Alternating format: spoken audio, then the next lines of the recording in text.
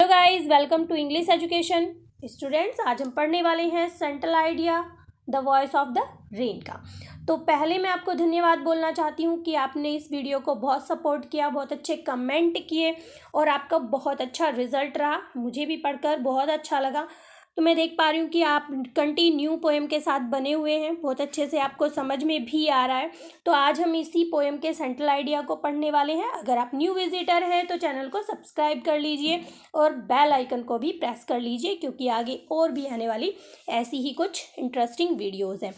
तो चलिए स्टार्ट करते हैं। The central idea of the poem the voice of the rain is that both rain and poetry hold a significant position on the earth. Significant means होता है महत्वपूर्ण।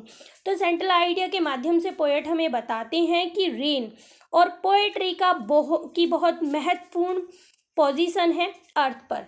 The rain originate from the bottom of the seas in the form of water vapour. अब वो साथ में बताते हैं कि रेन कहाँ से ओरिजिनेट होती है, कहाँ से उत्पन्न होती है। रेन जो है सी के बॉटम से उत्पन्न होती है। किस फॉर्म में? वाटर वेपर की, यानी कि भाप के रूप में वो फॉर्म होती है, बनती है। The rise to the sky and from there they fell down on the earth and help life to exist and flourish. Flourish means होता है पनपना।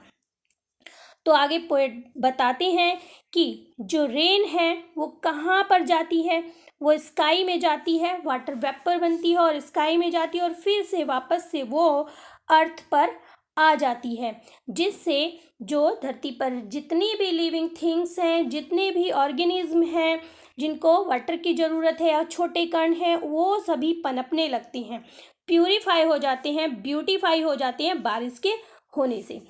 सिमिलरली, बिल्कुल वैसा ही पोएट्री के बारे में बताया गया है। Similarly the poetry originate from the heart of the poet. तो ऐसे ही वो संगीत या पोएट्री के बारे में बताते कहाँ से ओरिजिनेट होता है, पोएट के हार्ट से, पोएट के दिल से ओरिजिनेट होता है। And goes to different people, और अलग अलग लोगों के पास जाता है। Who appreciate and criticise it. Appreciate means होता है प्रशंसा करना, क्रिटिसाइज मीन्स होता है आलोचना करना। तो जब अलग अलग लोगों के पास जाती है तो अलग अलग लोगों के अलग अलग मत होते हैं। तो कुछ लोग उसकी प्रशंसा करते हैं, कुछ लोग उसकी आलोचना भी करते हैं। But in the end love comes from the poet from all that direction. लेकिन लास्ट में क्या होता है, जब उसको सब समझने लगते हैं, सबको अच्छा लगने लगता है, तो अंत में क्या होता है, पोएट को हर तरफ से, हर एक डायरेक्शन से प्यार मिलने लगता है उसके संगीत को सुनते हैं जब। तो यहाँ पर पोएट हमें बताना चाहते हैं कि जो रेन है और जो पोएट्री है वो दोनों एक बिल्कुल सिमिलर है। पोएट्री भी दूसरे लोगों को खुशी देती है, संगीत जो है दूसरे लोगों के पास जाता है, कुछ लोग उसकी प्रशंसा करते हैं, कुछ लोग उसकी आलोचना करते हैं, फिर वापस वो पोएट के पास आता है और सभी के प्यार से मिलजुल कर वो वापस आता है।